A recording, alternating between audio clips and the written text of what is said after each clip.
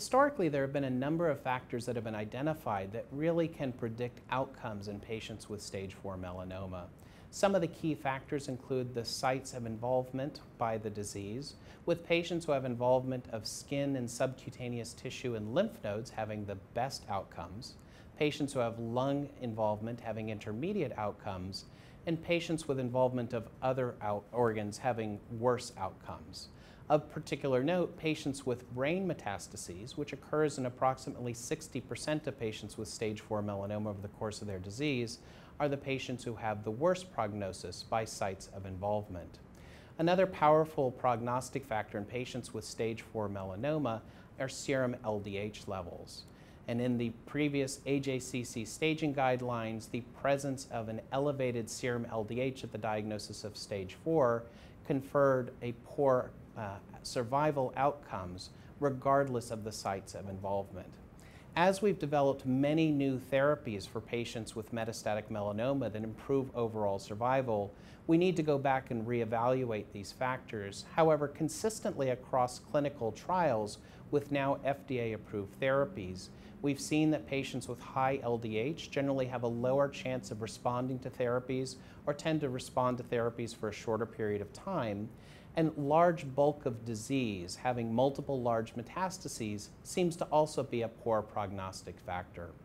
We actually at this point don't have a lot of data about the continued prognostic significance of brain metastasis, as most of our registration trials did not include patients with brain metastases. However, there is significant data from multiple sources to suggest that patients with CNS involvement still have poorer outcomes compared to other patients with metastatic disease. So this is a patient in his 70s who presents with metastatic melanoma involving the lungs and the liver with an elevated LDH and a wild-type BRAF genotype. There are multiple treatment options available for this patient. Based on existing data, probably the primary considerations for this patient would be treatment with either single-agent PD-1 or combined treatment with ipilimumab and nivolumab.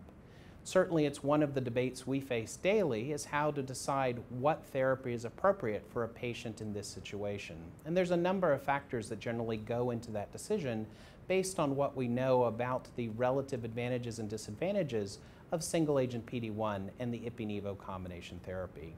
Certainly, we consider the comorbidities that the patient has. We know that, again, there's an increased risk of toxicities with the ipi-nivo combination.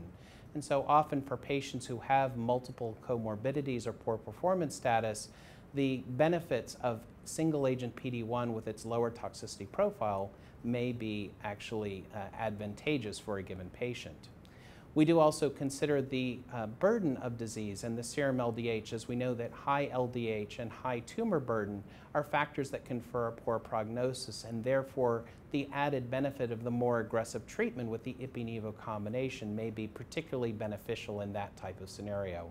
Certainly another key factor is the presence or absence of the BRAF mutation. For patients who have a BRAF mutation, we now have multiple therapeutic options, including targeted therapies, in addition to the immune therapies that are approved for all patients with metastatic disease. And finally, somewhat related to the comorbidities question, is the patient's social support network. For patients who are in a community or living with other family members where they could be of assistance if the patient were to get ill from side effects from a treatment, there's a consideration there that they could potentially, again, be at less risk from the deleterious effects of a more toxic therapy like ipi-nivo. In contrast, for patients who are socially isolated with little support, the increased risk that happens now with the autoimmune toxicities may push us to really sort of use a less toxic therapy as our first therapeutic option for the patient.